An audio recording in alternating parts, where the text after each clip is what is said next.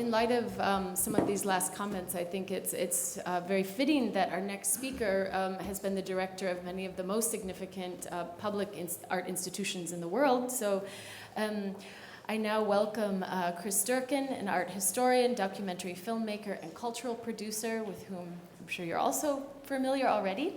He's been directing art institutions since 1990, quite extraordinary roster, including PS1 in New York, Witte de Wit Center for Contemporary Art, and the Museum Boijmans, De Boinigen in Rotterdam, Haus der Kunst in Munich, Tate Modern in London, and most recently the Volksbühne in Berlin. He gives lectures and interviews frequently and is also widely published and has published on topics such as the development of the visual and performing arts, collection policies, the future of museums and cultural institutions, and the changing role of the artist. So he's a perfect person to be here with us today. Welcome.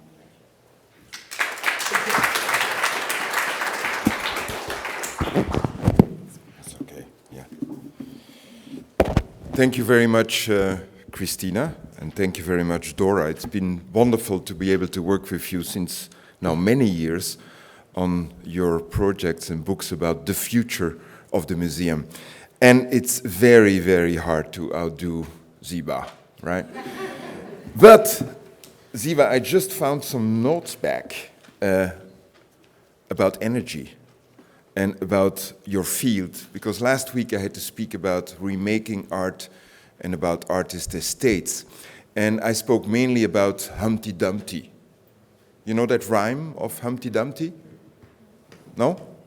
Humpty Dumpty sat on a wall, Humpty Dumpty had a great fall.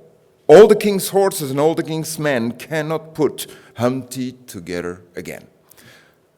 And I think when you talk about Humpty Dumpty, you have to talk about energy and about the relation between the second law of thermodynamics and, of course, the dissipation of energy because of sameness, okay? And I'm going to read to you what I found out about the second law, Ziba. In physics, the second law of thermodynamics proposes that from the moment of its creation, energy is in the process of dissipation, and that ultimately the whole universe will be leveled into an all-encompassing sameness where there will be no longer be any transference of energy at all, and that everything will coexist at the same temperature. And I just wrote down on my chair next to Jens, the question of the private museum is thus to large extent about the idea of energy, because we're getting more and more of them, and they're looking more and more the same. With the same art, with the same specimen of art, because we want all to have the same as the neighbors. And the same is a problem for the Carusos and his colleagues, because I know a lot of architectural offices, and for the moment, you know, you have a lot of briefs and commissions and studies to undertake. And what is going to happen if the energy dissipates? Of course, artworks are going to reappear on the market, and that's how it should be. But what are we going to do with all these beautiful ruins? These ruins of private museums? And Rem Koolhaas and I, we came up with an idea a few years ago, and because Rem was also in the process of having to design and having to propose private museums, and inspired by Jeff Wall, we decided to design the museum, the private museum for unhappy children. Because Jeff Wall said once, for me, the museum is the perfect place for unhappy children. But what do we do with the unhappy children of these private museum collectors? So we proposed to make a very flexible private museum. It could be changed by divorcees or unhappy children into something else. Think about a garage, think about a supermarket, think about whatever. So I think that's going to be quite interesting to defy the authority of permanence in terms of the private museum. Anyway, enough sarcasm, enough cynicism. Let's go on to the next one. I'm going to propose to you a quick reworking of my notes about the rise and maybe the fall of the private museum, which you will find in the book of Christina and Dora. And it's a reworking because, as our distinguished representative of Piquet, Odegon Piquet, said, you know, time is incredibly important. But I've been rewriting this article every week because time is not on our side, because things are happening overnight. And if I don't read regularly Bloomberg news, I don't know anything anymore about the rise and the fall of the private museum. So time is not on our side. We live, the time of the private museum is synchro time. I published an article in 2008 which was called Indiana Jones and the Rise of the Private Museum. I made a lot of friends, but even more enemies because of that. But also it's kind of my pension, because in the meanwhile I've been asked to publish it over and over again and rework it over again, because thanks to you guys, things change so quickly. So I can add all these new kind of things all over again. Released in 2008, Indiana Jones and the Kingdom of the Crystal Skull, the fourth film of the popular series. In that film, Indiana Jones competes with Russian individuals in pursuit of a crystal skull lost in the South American jungle. That was 2008, and I love Indiana Jones. Damien Hirst's exhibition, entitled Treasures from the Wreck of the Unbelievable, which he showed in 2017 at the time of the Biennial of Venice at the premises of the mega collector François Pinault, reminds us perfectly of this plot of Indiana Jones. In his exhibition, Damien Hirst tells the story of a shipwreck supposedly discovered in the Indian Ocean. And the ship contents were said to be the treasures of Amotan, a freed slave from Antioch, who spent his final days collecting artifacts from distant cultures. And the ship that sank 2,000 years ago was, in Damien Hirst's story and the fiction created by the exhibition at Pinault, was recovered by divers, and its riches were brought to Venice. A very smart architectural critic in the Frankfurter Allgemeine Zeitung, Nicholas Maak, wrote at the time of the exhibition of Damien Hirst at Pinault's premises at the Biennial of Venice. Nick wrote, "Two things are typical of this project: the enjoyment of a certain super affluent world of collectors in presenting their own culture as a decadent park of ruins, and the tendency to produce art objects that are as champagne-loaded, golden, and shiny as the products by which these collectors can and earn their money in real life." Indeed, it's hard to envisage an exhibition in a private museum that offers a more pointed commentary on the present condition of the art market and the art world in general.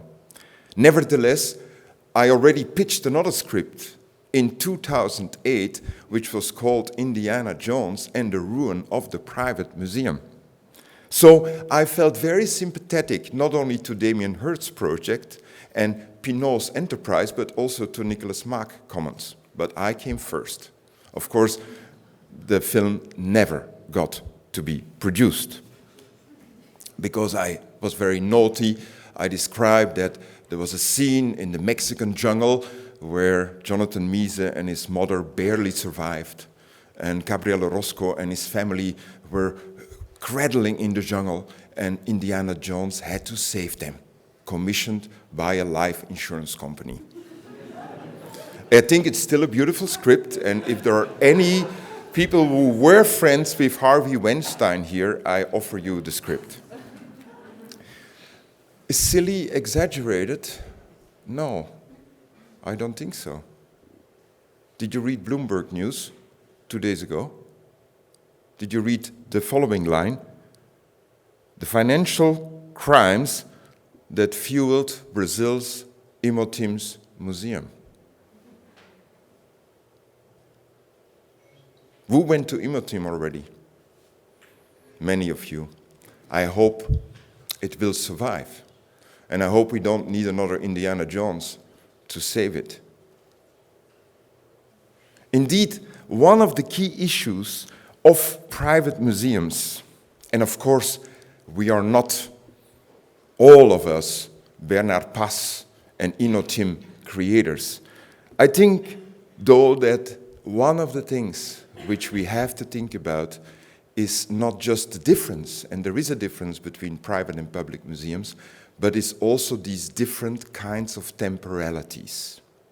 And again, I don't mind that works reappear on the market, and we do know that a lot of private museums merged into public museums, and today you could say also that in the United States, public museums are governed in a private way, like Andrea Fraser pointed out in her book last week, is that private wealth is governing public museums, and the same inequality as we live now and we face during the Trumpian years in the United States, we see coming up in public museums. So there is all this transfer going on, but there are differences. And I think it's important, and I try to address these importances and these differences in my piece, which is published in the book.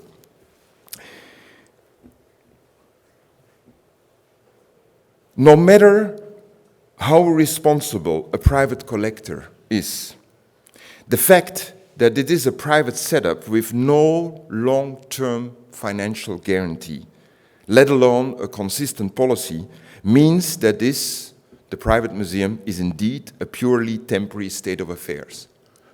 And you will find in the book interviews with private collectors who are running private museums, and what's very interesting is that most of them are very shy about it, and that the most difficult question, Siba was the only one who answered very, very clearly, I'm not interested in the legacy, I do it for the now. But the difference is that Siba is running a private institution as a Kunsthalle, and you are not, putting a cocoon for your private collection.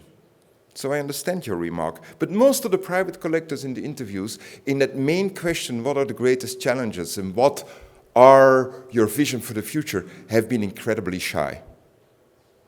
Typically, Le Capodard and some other private collectors were running private museums outside the Eurocentric American regions, and they have to do it because they feel responsibility for creating something where there is a lack of governance and a lack of public initiative. Strangely enough, they are the only ones who respond in the book very clearly.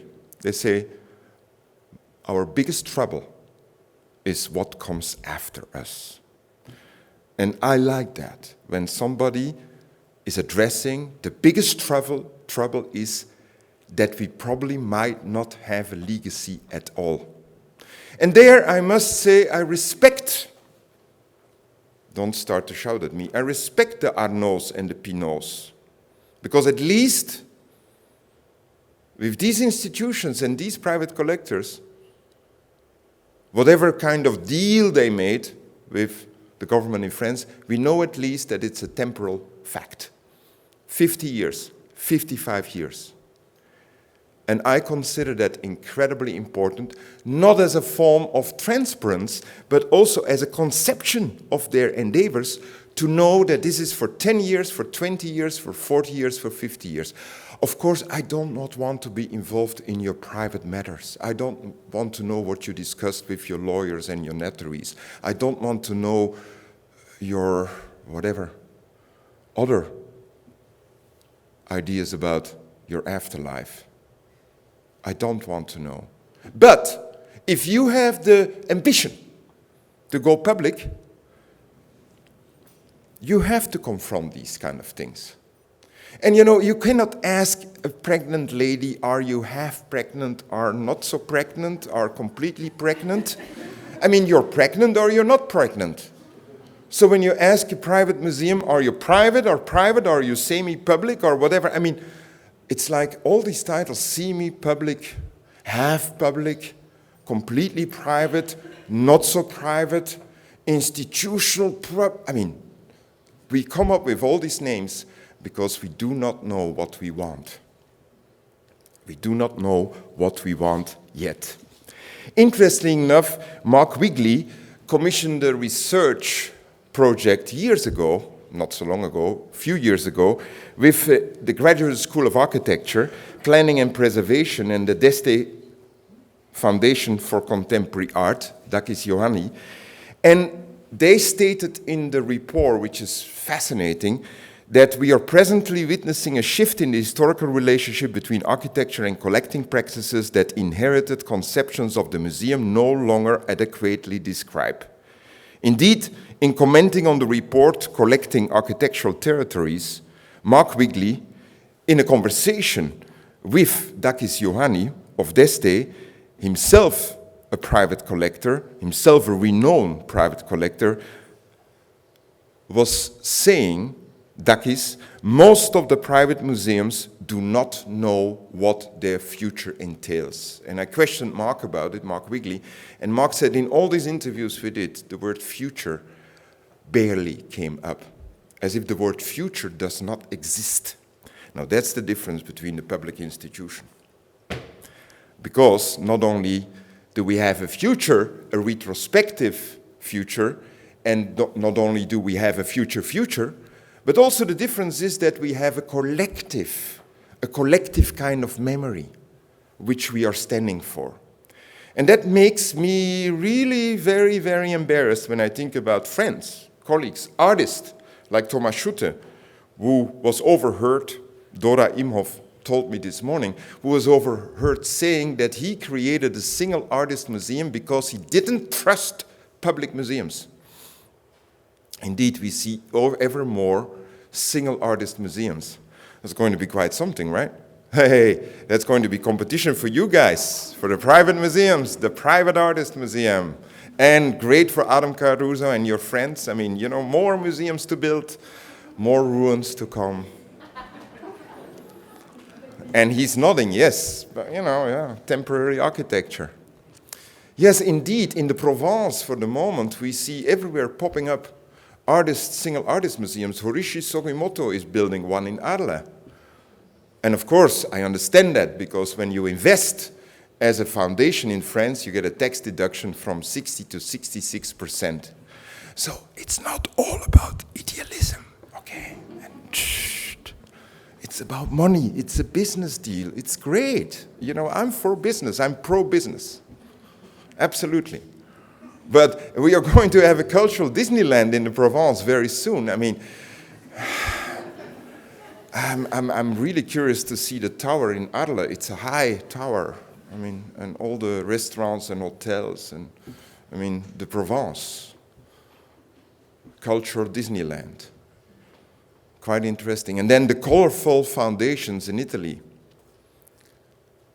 If it were not for them, by the way, our children were never going to see modern and contemporary art in Italy, because they are picking up this idea of collective memory. They have to. And the same is true with foundations and private museums in China, indeed, and in Lebanon, and in Amman, and in other faraway places, because they have to take a responsibility. So things are not black and white. They're incredibly gray, but we have to make that difference. We have to make a difference about what it is to produce memory, and what the difference is between that one kind of memory and another kind of memory, which is this collective memory and a collective history.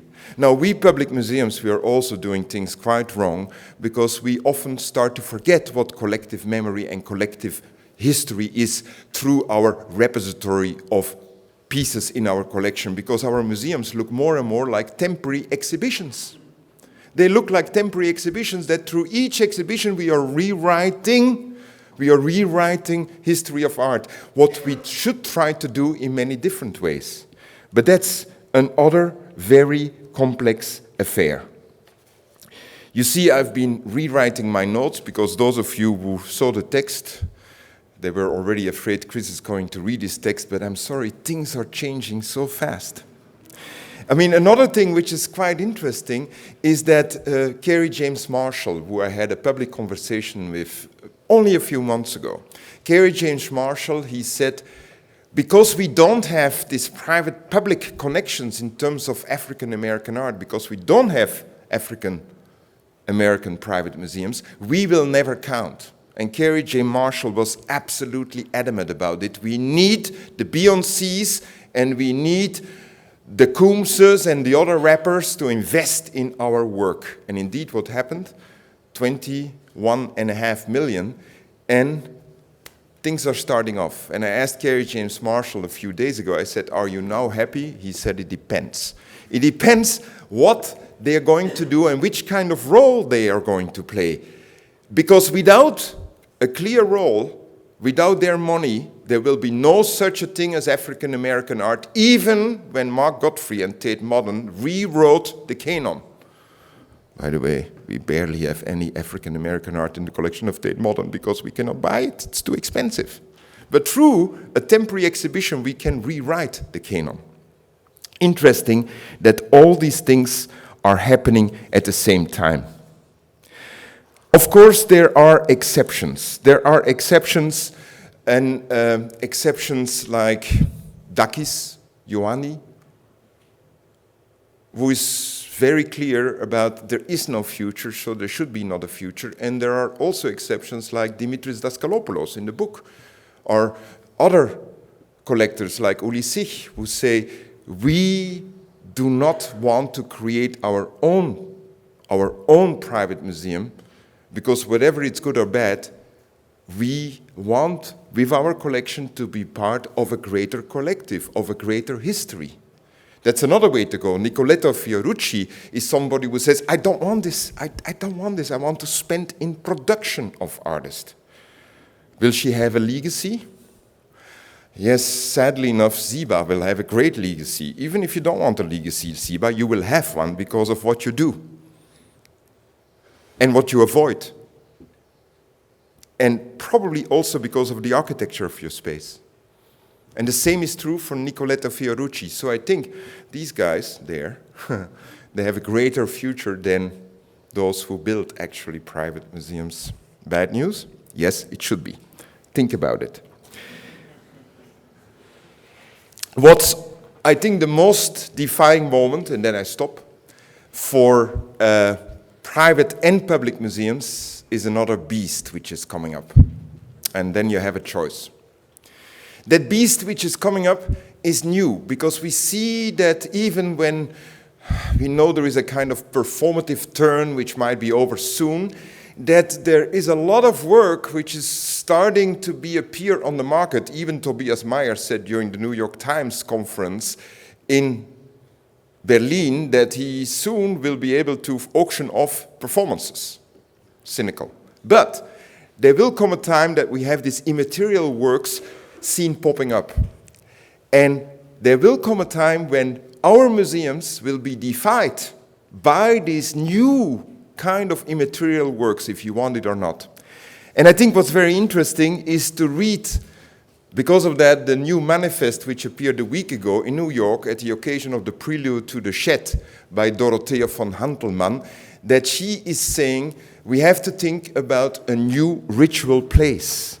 And that new ritual place is probably a place which is going to invite us to rethink the theater and to rethink the museum as is. And I know already collectors, think about Musha Prada. She made the most important exhibition in Venice 2 years ago with Alexander Kluge and with Anna Wiebrock and Thomas Diemand.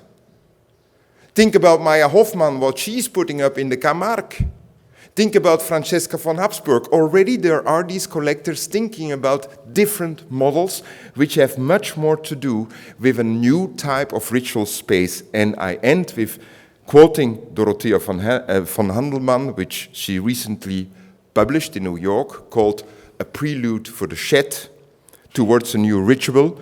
Even though it has claim to the discursive power of the visual art world and also connects to the idea and social function of the museum, as a site of long-term value production, this new ritual will not place visual art and maybe not even a modern conception of art at its center. It will place at its center, and that's fantastic for architects, different kinds of gatherings. What used to be an exhibition of works would now become an interplay of gatherings responding to a given oft fleeting set of circumstances, such as the time of day, the number of visitors, and the social fabric of the participants. Now, this might sound all esoteric to you, but no, you went yesterday at 6:15 to the Museum für Gegenwartskunst to see Theatergates. And you all went to the pavilion of Imhof, the German pavilion, to see the Faust play. So there will come a time, and I'm afraid it's going to happen already in a couple of months, when private and public museums have to think about what a museum means and what a collection means and what it means to be present or to be absent. It's your choice. Thank you very much.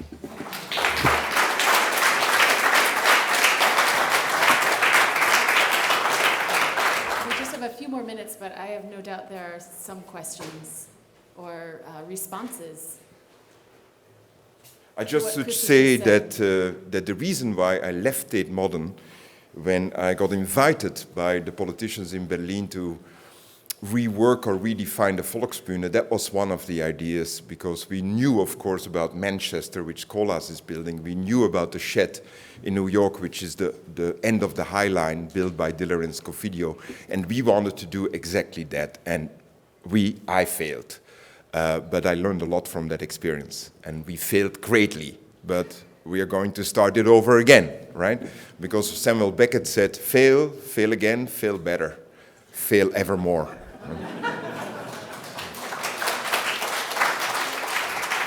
Just to take away your question about Berlin, right? Well, I'm sure there were some reactions in the room, whether chuckles, which I heard, and or bristles to your comment early in the beginning of the talk. This kind of polemical statement of with the worldwide expansion and proliferation of private museums, also a kind of a sameness that's emerging across them. Yeah. And so this tension between a growing sameness and then this pressure for differentiation. Maybe you can speak more to Look, this. it's the same with public museums. You know, I think that art is becoming, visual art for the moment, these are becoming specimens. And I see it also in the production of artists. I mean, I come a time when I knew every single collector in Belgium because there were 4.